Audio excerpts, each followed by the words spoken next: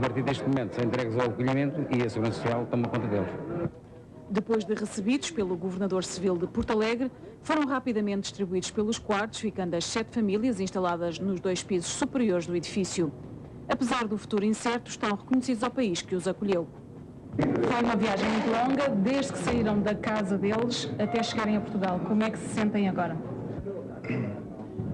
Eu venho muito triste de deixar a minha terra, mas como me sinto bem nesse momento aqui também, sinto-me um pouco feliz, mas venho muito triste de lá. Programa de atividades que lhes irá preencher o tempo enquanto aguardam pelo dia em que possam voltar ao seu país. O primeiro grupo está a viver na Apulia. É um local aprazível e lentamente estas pessoas vão recuperando algum ânimo. Alguns já se aventuram mesmo nos caminhos da região, curiosos de conhecer mais do nosso país. Há quase 3 dias chegaram cansados e sem grande vontade de sorrir. Na memória estão ainda muito frescos os horrores da guerra. Mesmo assim, hoje, os sorrisos tímidos deram lugar a outras expressões. Quero agradecer tudo o que os portugueses têm feito por nós. Ficamos surpreendidos e muito contentes. A recepção e colaboração dos portugueses foi excelente. Drago Chazir está na colónia de férias da Apulia com parte da família. A restante ficou espalhada pelos campos de refugiados da Macedónia. Por telefone soube que todos estão bem. Aqui, a língua é um obstáculo. Por enquanto não percebem nada, mas que vão fazer tudo as possíveis para que começam a entender, a perceber, a aprender. Já alguma palavra consiga dizer em português? Pitaju da li ste naučili nešto na početku? Nešto sam učio, prvo sam učio. Hvala. Obrigado. Aos agradecimentos segue-se um apelo de quem passa os dias a ver o tempo passar. Eles queriam ter qualquer tipo de atividade, que é absolutamente normal.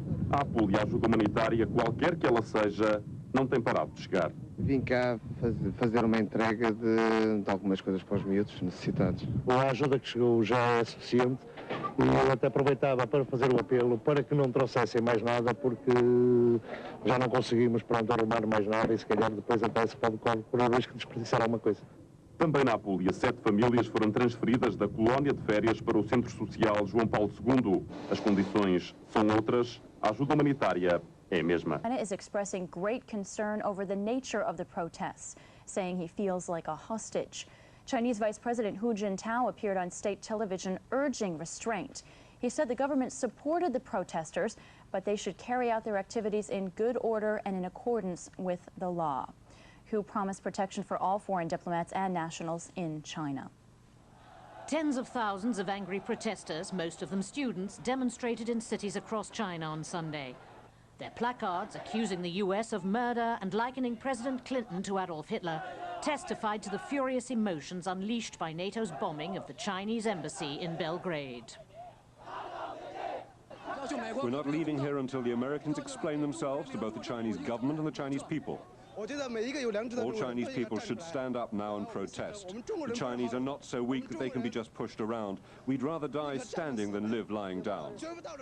The US embassy in Beijing was heavily guarded on Sunday, but while demonstrations in China are generally banned, police did not stop hundreds of students from staging another march to the building and throwing stones and bottles.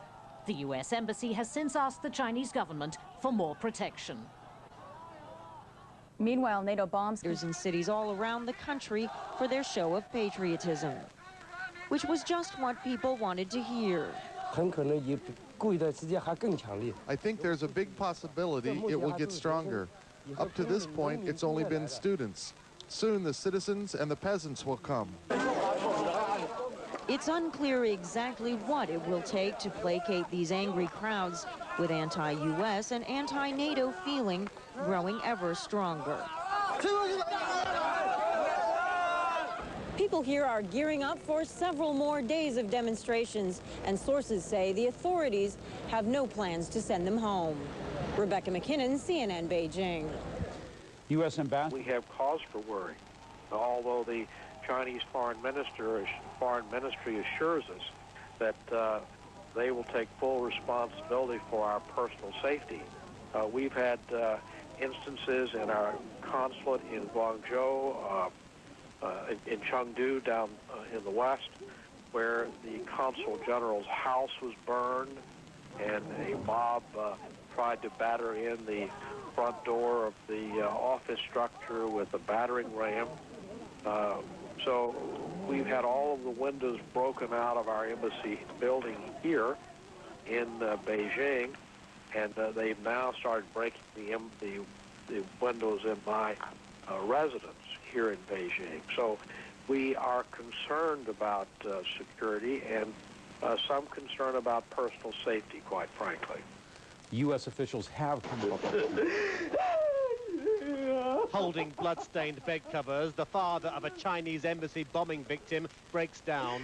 Inside the room where his 28-year-old daughter, Zhu Ying, and her husband, both journalists, were killed.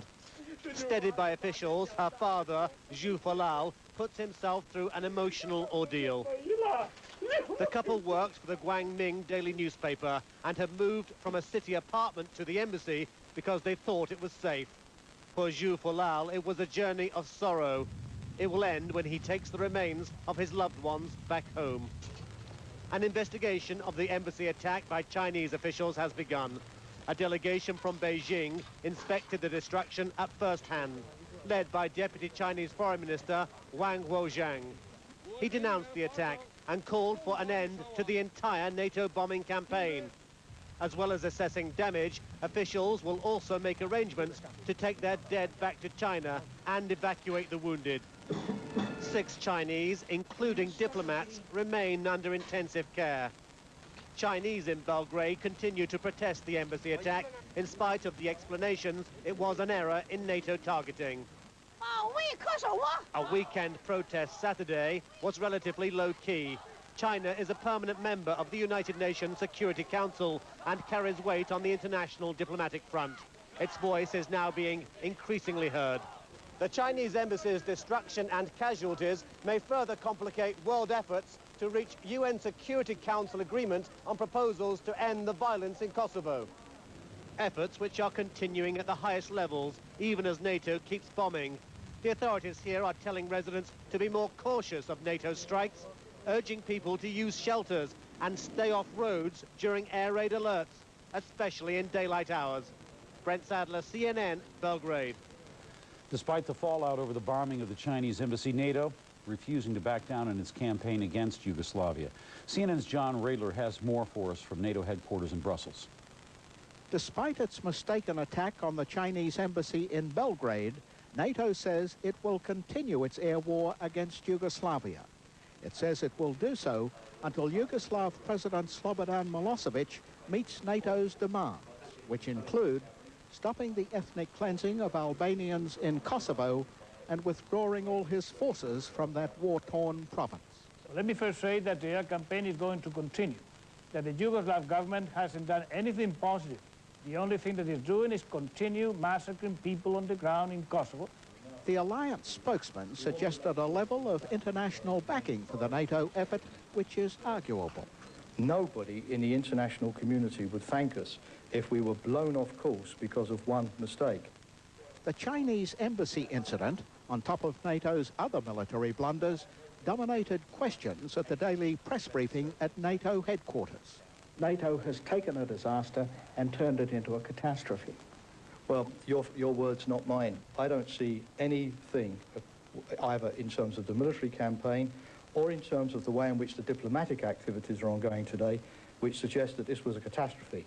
It was not. It was a mistake, but no more than that. Shea tried to put the alliance's military blunders into perspective. We know that we have dropped about 9,000 pieces of ordnance, missiles and bombs. Only 12 have gone astray. If you do a mathematical computation, you're talking about a fraction of 1%. As to the cause of the mistaken hit on the Chinese embassy, NATO says it was an intelligence-gathering error and it might not have any more to say on the matter. John Radler, CNN, NATO headquarters, Brussels.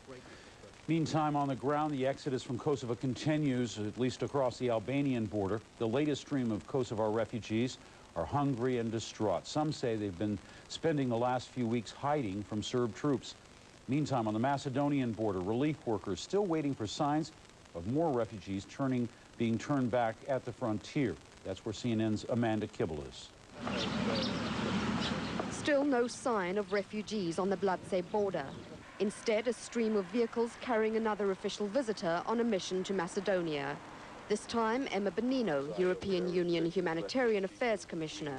Mrs. Bonino has criticized the Macedonian government for closing its borders last Wednesday and pushing some 1,000 refugees back into Kosovo. Nobody knows what's become of them. There is no reliable information. So are the train coming or not coming? Are they stuck or not stuck? Humanitarian agencies say with no refugees crossing the border at the moment and plane loads of refugees leaving daily for third countries, there is some relief to the cramped conditions in the camps. But the crisis is far from over. The latest figures say more than 230,000 refugees are now in Macedonia. Thousands more are waiting to come in. The UNHCR says they will try to move some 60,000 refugees out of the camps here into Albania. But at the moment, only volunteers will go. The first buses are supposed to leave for Albania Monday. So far, there are not enough volunteers to fill them. The German Foreign Minister, Joschka Fischer, in Macedonia for meetings with the government here, toured Cigrani camp. Cigrani, in the southwest of the country, is run by the aid agency CARE, supported by the German army.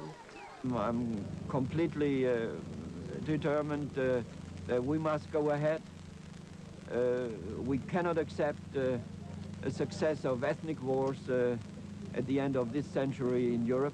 Louise Arbour, chief prosecutor at the War Crimes Tribunal for the former Yugoslavia, is expected to meet with the OSCE ambassador William Walker for talks on efforts to prosecute those responsible for human rights abuses committed in Kosovo.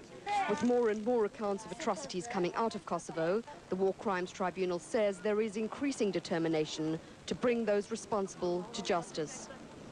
One of the biggest problems facing the War Crimes Tribunal is validation of these claims. Without actually being able to get inside Kosovo, it's almost impossible to validate them. And the War Crimes Tribunal says without hard evidence, prosecution is all the more difficult. Amanda Kibble, CNN, at the Cigrani. Second night running, the US flag burns outside the American embassy, as Beijing's diplomatic district again looks more like a war zone. Today's protest was much bigger in numbers and targets. Ripping up the pavement, protesters showered the building with rocks, smashing windows and wrecking vehicles. Unlike yesterday, ordinary people joined students, swelling the crowds to tens of thousands as they vented their anger at NATO's bombing of the Chinese embassy in Belgrade. The Americans always boast about their high technology, but why this time they say it's a mistake? No, we never believe it. We will never. No Chinese people will believe it. We want peace. We want to stop bombing. Yesterday, protesters totally ignored the British embassy. Today, it's been under a constant hail of missiles. Its courtyard is now littered with stones and bottles. The demonstrations appear to be growing in size and seem far from over. On a nationwide broadcast, Chinese Vice President Hu Jintao said the protests reflected the people's strong patriotism and added they should stay within the law. The Chinese government normally bans mass protests, but is allowing student unions and other official bodies to organize these demonstrations in Beijing and other cities. Diplomats have said if they don't receive more help from authorities in the Chinese capital, there's a danger of the situation slipping out of control. This was the only police protection the Albanian embassy was given, despite asking for more security. And at one point, police outside the British embassy appeared to sit on the grounds to let children throw rocks into the compound. At times, the demonstrators turned their anger on foreigners from NATO countries like this French journalist. American and British reporters were also attacked. In Beijing, Dominic Waghorn, Sky News. Tonight, the NATO offensive continues, but it's been a weekend of embarrassment for the alliance. NATO says the bombing of the Chinese embassy on Friday night was an error at the intelligence level. Analysts say that could mean a number of things. What one has to be clear about is whether this was the building identified in error, or perhaps something worse than that, that it was actually deliberately placed onto the list by somebody who had got an ulterior motive.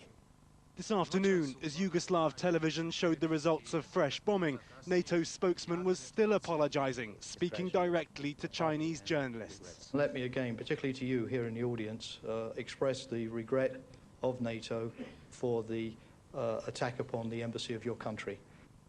The Chinese could veto any diplomatic proposal put to the UN, but Russian envoy Viktor Chernomyrdin in Bonn today is still hoping for a breakthrough. He's spoken to President Milosevic by phone. It's thought a key issue in the deal he's trying to broker is what kind of international force would go into Kosovo if there were an agreement, a point on which the West appears to be giving ground. And in another move that might clear the way to a settlement, Nelson Mandela has suggested President Milosevic might be allowed some kind of asylum in South Africa. But tonight, whilst the diplomats work for a solution, NATO's military are simply trying to avoid another mistake. Keir Simmons, Sky News.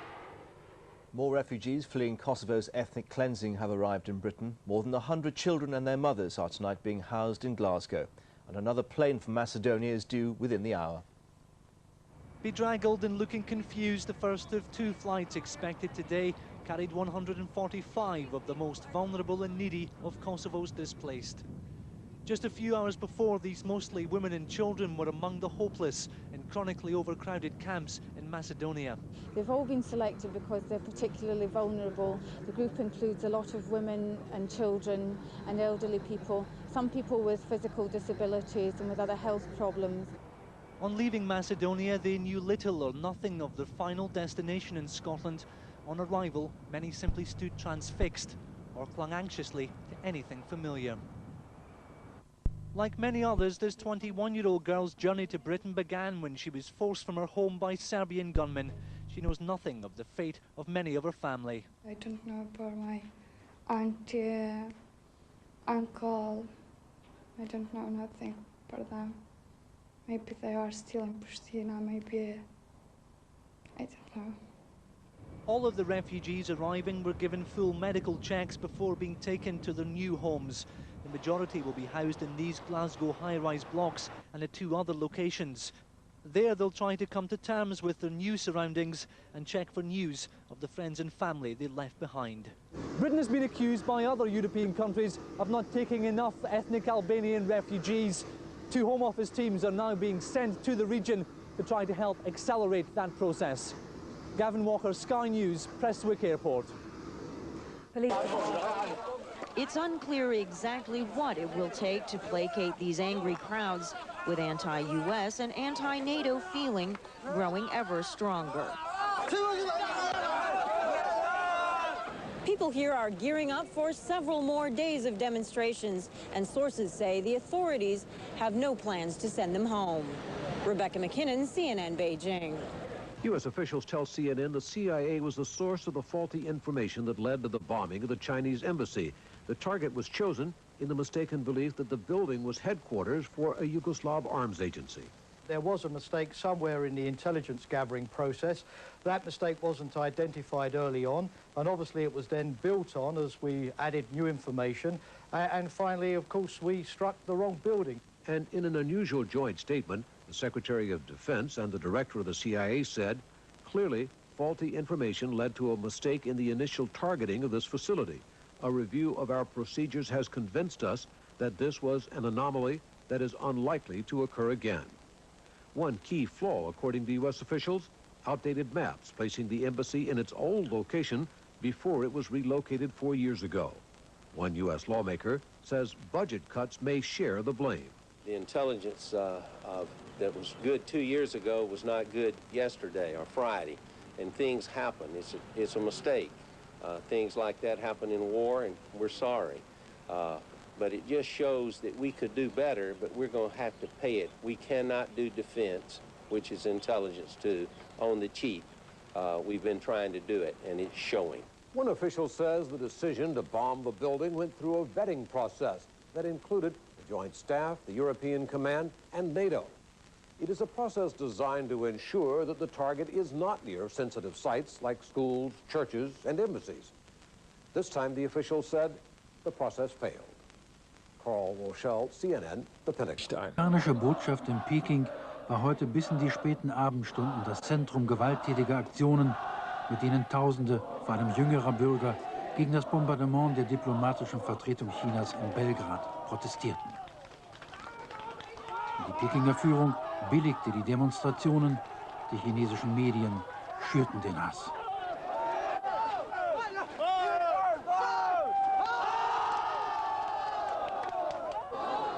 Die Staatsgewalt war zwar präsent, ließ die aufgeputschte Menge aber gewähren. Selbst als die Demonstranten ein Zimmer der Botschaft und auch die Einrichtungen anderer Vertretungen in Brand setzten, wurden sie nicht daran gehindert. Nur dieses stille Gedenken an die Opfer der Bombardierung erinnerte in der aufgeladenen Atmosphäre an den tragischen Anlass des Massenprotestes. Auffällig war, dass die Studenten der Pekinger Beida-Universität zu den Wortführern der gewalttätigen Proteste gehörten. Dieselbe Uni war im Frühling 89 das geistige Zentrum eines Widerstandes, der ausgesprochen aufklärerisch und sogar ausländerfreundlich war. Der radikale Sinneswandel macht deutlich, wie schnell in China eine moderate Haltung in militanten Nationalismus umschlagen kann, wenn der Stolz der Nation verletzt wird. Für morgen sind neue Demonstrationen angekündigt. Ins Visier gerät immer mehr auch die Bundesrepublik, deren Kanzler Mitte der Woche seinem Staatsbesuch in Peking eintreffen wird. Für Gerhard Schröder wird es eine äußerst komplizierte. Di una domenica apparentemente normale. Gente a passeggio per le strade, in fila per il pane, persone sedute al bar. Basta girare l'angolo però perché appaiano evidenti i segni delle distruzioni. Edifici devastati, macerie, desolazione. Oggi le bombe dell'Alleanza Atlantica hanno risparmiato Belgrado, ma sono stati centrati diversi obiettivi nella Serbia centrale e nel Kosovo. Ripetitori televisivi, caserme, linee di comunicazione, ponti e strade. Nonostante tutto non cambia la strategia della NATO, isolare la Serbia e costringere Milošević alla resa. Nelle principali città gli Stati Uniti e la NATO, lanciando sassi e bottiglie incendiarie. L'ambasciatore americano a Pechino ha parlato di un vero e proprio assedio, ma la situazione è tenuta sotto controllo da un imponente schieramento di polizia. Dopo aver alimentato la protesta con dure dichiarazioni ufficiali, il governo di Pechino sembra ora intenzionato a ristabilire l'ordine. Dito dalla Marina Militare Italiana, come sempre tanti bambini e le donne, tra cui una incinta, a raccontare la loro avventura di profughi kosovari in viaggio per l'Italia su di un peschereccio che imbarcava acqua a 45 miglia dalla costa italiana sono i primi 23 che nel pomeriggio hanno raggiunto il porto di Bari su una motovedetta della Guardia Costiera. Abbiamo passato troppo male perché la barca era troppo piccola e vecchia. Voglio dire che sono nato per la seconda volta. Sono partiti da Ulcini, a sud di Bari, in Montenegro. Raccontano di aver pagato da 1.200 a 1.800 marche a testa. Alle operazioni di soccorso della nave Ardito in acque internazionali ha partecipato anche una nave militare americana. Tra i 91 profughi salvati c'è anche l'equipaggio del peschereccio. Gli uomini della Guardia Costiera stanno interrogando un montenegrino sospetto. Flood. Embassy staff trapped inside are suddenly under siege. The crowd whipped into a frenzy condemn NATO. The real hatred is for Britain and the United States, blamed for the Chinese dead. The British and the Americans are the ones to blame. They're the ones who should be punished.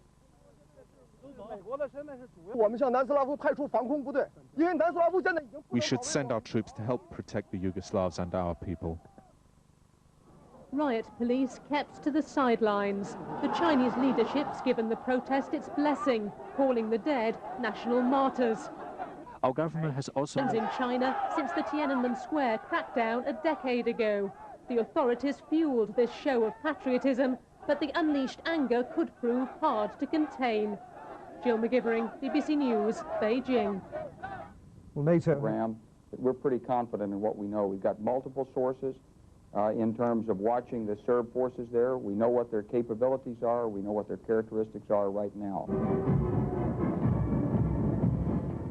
Thoughts in Russia today were on celebrating the anniversary of victory in the Second World War, rather than attempting to find a solution to the conflict over Kosovo. Its envoy, Viktor Chernomyrdin, is speaking to both sides, but he postponed a trip to Belgrade today to return to Moscow. His is the only diplomatic effort on the table, but for the moment it seems there's no sense of urgency about it. Kevin Connolly, BBC News. The United Nations High Commissioner for Human Rights, Mary Robinson, says the civilians who've been killed and injured in the NATO airstrikes against Yugoslavia can be classified as human rights victims. Speaking in the Yugoslav Republic of Montenegro, Mrs. Robinson admitted that her views on civilian casualties caused by NATO have not been welcomed by its member governments. But she's insisted that she won't waver from the fundamentals of upholding human rights. In my last report to the Commission on Human Rights, I drew attention to the fundamental principles, the principle of legality, in particular the principle of proportionality, that it is not acceptable that civilians are in the front line of suffering death, injury, and very severe endangering of their lives through lack of electricity, lack of water, and other problems. More than 7,000 refugees had crossed out of Kosovo into Albania by nightfall on Sunday. Exhausted and frightened, they say many more are on their way. Our correspondent Fergal Keane now reports from Kukej in northern Albania. It is at times a strangely quiet exodus. So many have come, it's hard to imagine that anybody is left in Kosovo. But they bring stories of those left behind, of the fathers and brothers, of the young women abducted at gunpoint. Only inside the border with Albania does the silence break. Part of this is the relief of survival, but mostly it's a question of grief. They robbed everything we had, says this woman. Was there a lot of fighting? Yes, yes, a lot. Oh my God, it's terrible. The medical teams were busy throughout the day. 82-year-old Abdul Mehmeti was a victim of hunger and exhaustion. This old woman was injured by shrapnel from a grenade blast. This man was wounded in the foot. UN officials are now convinced of widespread human rights abuses. I think after the last 2 days, UNHCR certainly has decided that dozens, maybe several hundreds, and possibly even higher of numbers of men have been taken off these tractors in the last few days. Exactly 1 week ago, I stood at this border crossing and watched thousands of people being forced out of Kosovo. 7 days later, it's still happening. Indeed, it happens every day, from 8 o'clock in the morning until late at night.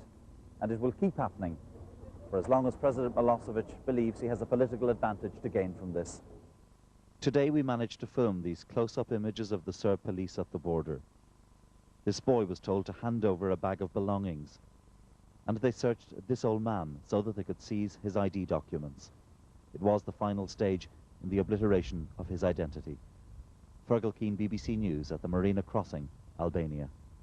Violence has broken out in Greece, whether any damage was